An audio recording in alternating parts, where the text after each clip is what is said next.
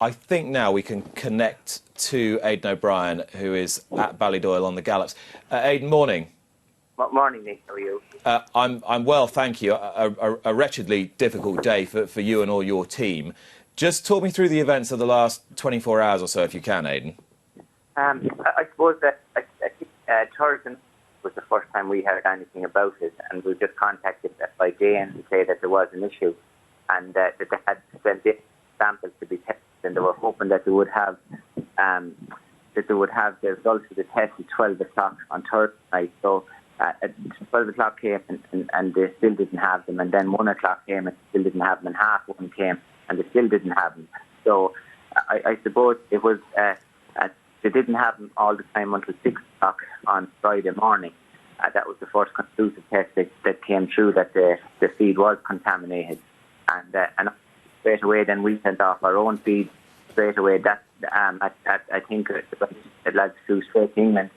I think at 8 o'clock on Friday morning to get our own feed tested, what we were using, and that came up positive on Friday night.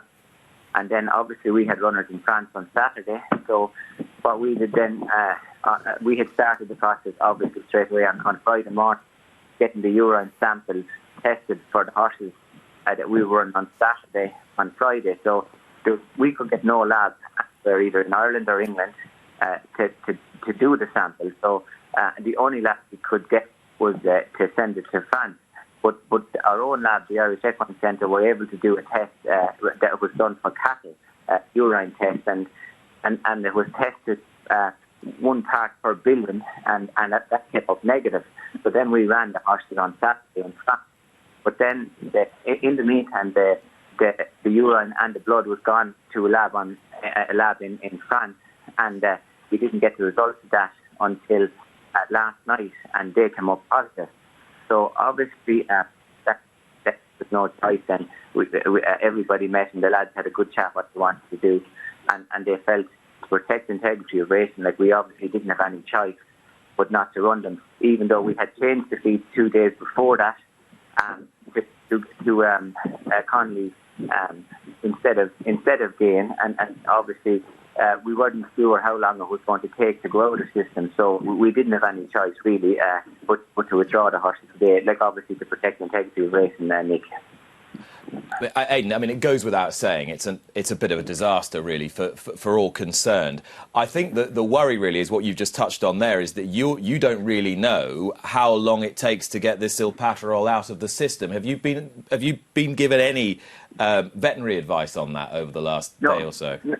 I think nobody really knows, but what has happened in the meantime, I've been speaking to Jamie Spears from in Australia. Our horses this year got to Australia as well with our feed.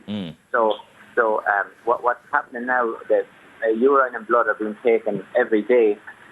So we took the horses off again in Australia.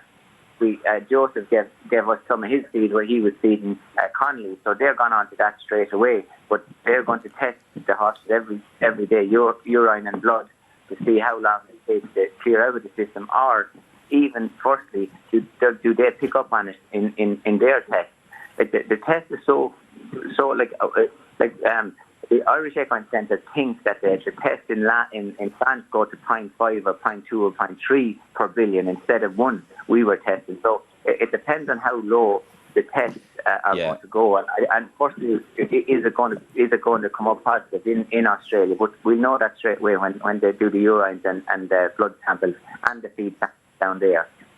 And I know because I've spent a bit of time with you over the years at your yard, and you talk extensively about the thought and the formulation of feeding horses and how important it is. I mean, are you happy just to switch from one feed to another, or is it going to take a little bit of time for the horses to adapt? It probably will, Jamie. We would have had an option in Australia to change to one feed until our feed got down there, but we couldn't. That means we'd be changing feed twice in the 1 week, and there was a big risk of colic doing that. So that's why when Joseph had enough feed, hopefully by this Friday, we just changed to Joseph feed, and that's what we want to stay on. Obviously, you're never sure, like human beings, like something you're used to eating the whole time and then you change to something different. You're never sure that, but we don't stand in choice, Nick, really.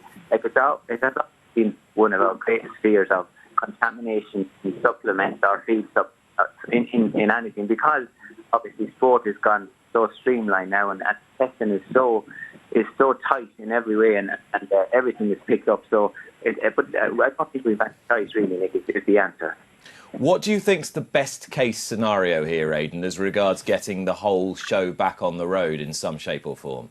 Well, I suppose the best case scenario is that it would have a 2 or a 3 day withdrawal stage, that we could be back racing maybe Wednesday or Thursday. But obviously we're going to have runners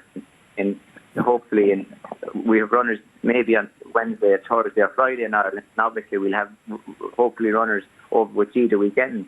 But like I say, there's no doubt what we would have to do is a blood and urine samples from the hospital, probably starting tomorrow, and do them every day all the way up to the weekend before we race. But I suppose in everyone in Ireland and England have to see first, are they going to do the test, or they start to do the test, or and then if they do, how low the bar is going to be. Because like we couldn't get the test done anywhere. Like France would only think we could get the test done. So I suppose there's an awful lot of questions and things have to be answered there. But that's what we're going to start testing on Monday, and we do it every day, probably using the French labs until there's some labs in Ireland or England that we can use. I know you're barely having time to think outside this at the moment, but do you think this presents quite a better case, if you like, for better harmonisation between the countries in terms of what are acceptable thresholds when you get contamination cases like this? Actually, I think it isn't, but like obviously, like everyone sets the bar. Everyone has to be together, and especially I suppose in Europe, like America is obviously a different world from here. But I think this product is kind of licensed and used in America, but not in Europe. It's just have to be used in anything, you know. So I think so. But listen, who knows? Maybe like obviously the French lab is very thorough and leave no room for error in any way. And if that's the way, it's the right way, everyone has to move up to that standard, or vice versa. I suppose is it too thorough? I don't know, you know. So I suppose it's a big conversation has to be had between everybody. And Aidan, the cost of this, I mean, emotionally one thing, but the cost of this financially is absolutely enormous. You know, the potential prize money losses, the potential, you know, stallion revenue losses, not to mention the actual logistics of what you're having to go through at the moment. I'm guessing there will be a legal process commencing already. Actually, I don't know, but Nick, I don't know, but obviously I feel sorry for the lads. They put so much in. Like the cost is, like what you said, is incredible. Like and the ramifications are like shocking, really. Isn't everyone like up for everybody? Everyone's working so hard to try to get it there. To obviously to breed the horses, to sell the horses, to train them, to race them, the jockeys. And listen, the lads put in so much. The sales coming up next week, and you'll see, like, they put in so much to get horses to this stage and to try and make it happen. And obviously, as you know, it's so difficult to try to get success. You know, so I feel so sorry for them, and hopefully we'll be all able to work it out. Have you had to put a bit of an arm around some of the staff this week because of this? Because the mood must be pretty glum. Actually, listen, this morning is very quiet here, like, but everyone does their best, and like all we can do is everyone keep talking about what happened and why it happened, and probably try and work it out. But like obviously, you know, everybody in racing and Prix and everything, you know, this whole industry works so hard, and it's a 7-day week, day in, day out. You know what I mean? So if you're not working at the level you're involved in, and it is hard, and it's disappointing that everybody waits to go, and the people that are there, you know. But listen, we just kind of have to try to make decisions as we go along, right decisions by everybody, really. Aidan, thank you very much for your time this morning.